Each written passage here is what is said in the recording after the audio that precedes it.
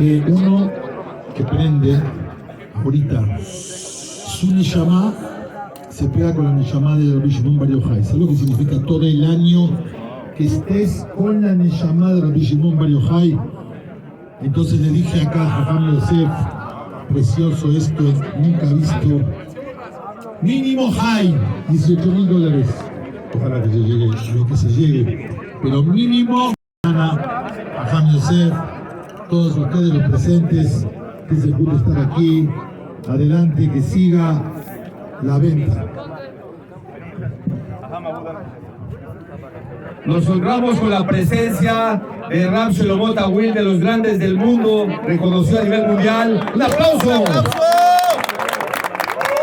Por supuesto, de mi querido consuelo, Jajam Birch, el más simpático y agradable de México. ¡Aplauso! Jajam Isaac Abud, leyenda viviente. Jajam Sued, bárbaro. Los grandes Jajamim aquí presentes y por supuesto el Rosh de México, Ahabat Israel, Jajam Abud Sodana Shelita.